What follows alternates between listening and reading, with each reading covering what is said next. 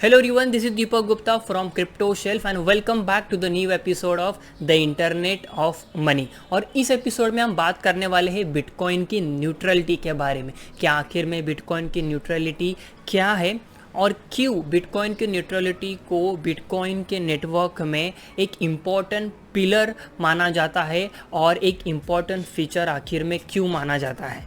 So without wasting any further time, let's start the internet of money. Bitcoin की neutrality को समझने से पहले हम एक रिवॉल्यूशन पीछे जाते हैं और इंटरनेट के बारे में बात करते हैं। इंटरनेट ने जो है हमें एक बहुत बड़ा इंपॉर्टेंट लेसन दिया है जो कि है इंटरनेट की न्यूट्रलिटी। अब न्यूट्रलिटी क्या है? न्यूट्रलिटी एक ऐसी सिचुएशन है जहाँ पर कोई नेटवर्क जो है वो वहाँ पर कोई डिस्टिंग्विश नहीं करता है, यानी कि उस नेटवर्क को कुछ फ़र्क नहीं पड़ता है कि वो नेटवर्क कौन यूज़ कर रहा है, किस चीज़ के लिए यूज़ कर रहा है, क्या राइट है क्या रॉन्ग है, इन सारी चीज़ों से कुछ फ़र्क नहीं पड़ता। उसी तरीके से इंटरनेट के ऊपर कोई बड़ा न्यूज़ चैनल हो या फिर कोई एक स्मॉल ब्लॉगर हो किसी वेबसाइट के ऊपर, इंटरनेट को इससे कुछ फ़र्क नहीं पड़ता है। एज अ नेटवर्क इंटरनेट के लिए वो दोनों ही बराबर है। सेम राइट जो है, सेम फीचर जो है, जो एक बड़े न्यूज़ चैनल के पास है इंटरनेट के ऊपर, वही फीचर्स वही राइट जो है एक न्यूज़ ब्लॉगर के पास भी अपने वेबसाइट के ऊपर। इंटरनेट एज अ नेटवर्क जो है वो बहुत ज़्यादा न्यूट्रल है। बिटकॉइन का नेटवर्क काफ़ी ज़्यादा न्यूट्रल है। इसका मतलब ये हुआ कि बिटकॉइन के नेटवर्क को कोई फ़र्क नहीं पड़ता है कि ट्रांजैक्शन कौन कर रहा है और किसके साथ कर रहा है। इनफैक्ट अगर आप बिटकॉइन के ट्रांजैक्शन को एक कंट्री से दूसरे कंट्री में भी कर रहे हो तो बिटकॉइन का नेटवर्क जो है वो अलाउ करेगा, क्योंकि बिटकॉइन का नेटवर्क कम्प्लीटली न्यूट्रल है।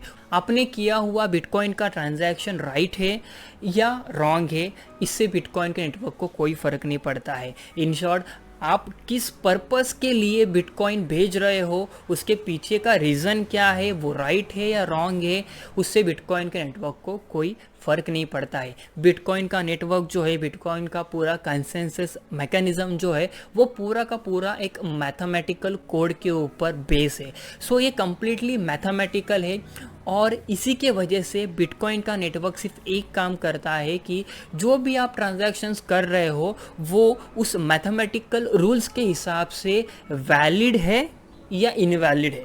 इन दो चीज़ों के अलावा बिटकॉइन का नेटवर्क कुछ डिसाइड नहीं कर सकता है और इसीलिए बिटकॉइन का नेटवर्क जो है वो काफ़ी ज़्यादा न्यूट्रल होने के वजह से ये एक इम्पॉर्टेंट फीचर बन जाता है।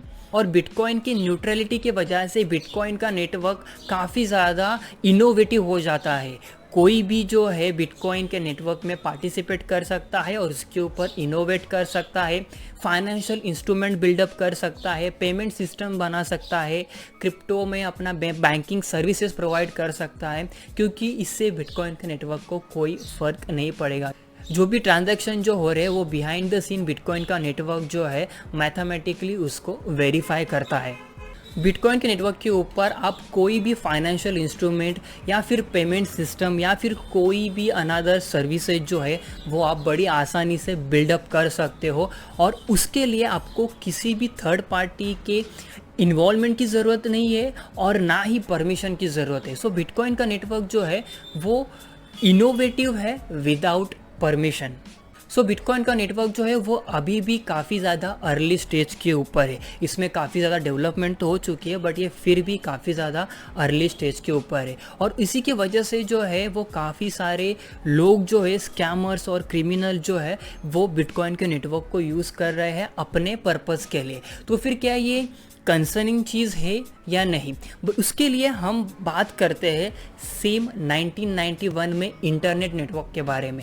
उस समय में भी जब इंटरनेट का इनोवेशन हुआ था उस समय में भी काफ़ी सारे लोग जो है, क्रिमिनल जो है, पोर्नोग्राफर जो है, बहुत सारे लोग जो है इंटरनेट का इस्तेमाल कर रहे थे अपने बैड पर्पस के लिए। बट ये एक इम्पॉर्टेंट चीज़ ये है कि अगर क्रिमिनल्स और स्कैमर्स काफ़ी सारे लोग जो है अपने बैड पर्पस के लिए, रॉन्ग पर्पस के लिए इंटरनेट या फिर बिटकॉइन जैसे कम्प्लीटली डिसेंट्रलाइज और न्यूट्रलाइज्ड नेटवर्क का अगर इस्तेमाल कर सकते हैं अपने बैड पर्पस के लिए, तो फिर काफ़ी सारे लोग जो है वो रेडी है इंटरनेट और बिटकॉइन के नेटवर्क को यूज़ करने के लिए, ताकि वो एक बेटर पर्पस प्रोवाइड कर सके, एक बेटर एप्लीकेशन उसके ऊपर प्रोवाइड कर सके।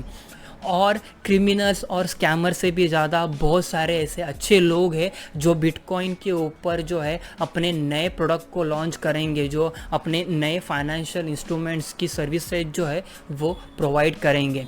It is not very hard to use bitcoins network, but ये इतना ज़्यादा आसान भी नहीं है कि कोई भी बिटकॉइन का नेटवर्क यूज़ करके उसके ऊपर सर्विसेज प्रोवाइड कर सके। बट जैसे जैसे समय चला जा रहा है, जैसे जैसे बहुत सारे डेवलपर जो है वो इस नेटवर्क के ऊपर काम कर रहे हैं, बहुत सारे नोड ऑपरेटर जो है, बहुत सारे यूज़र जो है जो इस बिटकॉइन के नेटवर्क से जुड़े हुए हैं कम्प्लीटली डिसेंट्रलाइज्ड वे में, उसी तरीके से धीरे धीरे बिटकॉइन का नेटवर्क काफ़ी ज़्यादा स्ट्रॉन्ग हो रहा है।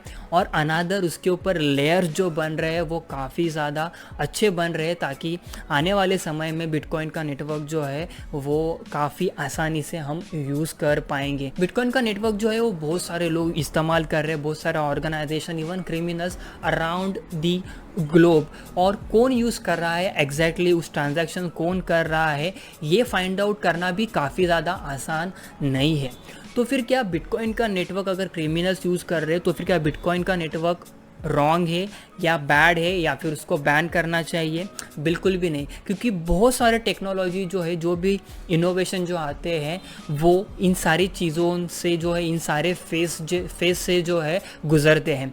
इंटरनेट बोलिए या कोई भी अनदर टेक्नोलॉजी बोलिए, इवन अपना करंट फाइनेंशियल सिस्टम जो है वो भी क्रिमिनल्स जो है काफ़ी ज़्यादा इस्तेमाल करते हैं। इनफैक्ट फियाट मनी जो कैश जो है वो सबसे बहुत बड़ा सोर्स है जहाँ पर क्रिमिनल जो है बड़ी आसानी से यूज़ करके बिना ट्रैक किए हुए अपने क्रिमिनल पर्पस जो है वो फुलफिल कर सकते हैं। बिटकॉइन का नेटवर्क इतना ओपन और इतना पब्लिकली अवेलेबल है कि उसके सारे ट्रांजैक्शन जो है वो एक ओपन डिसेंट्रलाइज ब्लॉकचेन में, लेजर में जो है रिकॉर्ड किए जाते हैं। और उसी की वजह से जो है बिटकॉइन के नेटवर्क को बैड पर्पस के लिए यूज़ करने के चांसेस जो है वो काफ़ी ज़्यादा कम हो जाते हैं as compare to our current financial system. Bitcoin जो है वो अपने आप में बहुत बड़ा रिवॉल्यूशनरी इनोवेशन है। वो अपने आप में एक एनवायरनमेंट बना देता है जहाँ पर बिटकॉइन सिर्फ एक करेंसी नहीं है, बिटकॉइन एक टेक्नोलॉजी है, अपने आप में बहुत बड़ा डिसेंट्रलाइज नेटवर्क है और एक डिजिटल करेंसी भी है।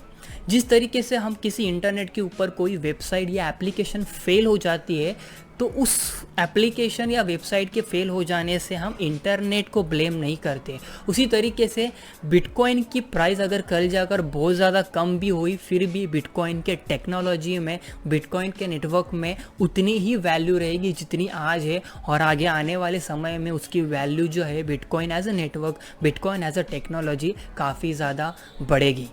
सो आई होप दोस्तों आपको ये एपिसोड काफ़ी ज़्यादा पसंद आ गया होगा और आपको पता चल गया होगा कि बिटकॉइन की न्यूट्रलिटी जो है वो क्यों इतना इम्पॉर्टेंट पिलर है बिटकॉइन के नेटवर्क में।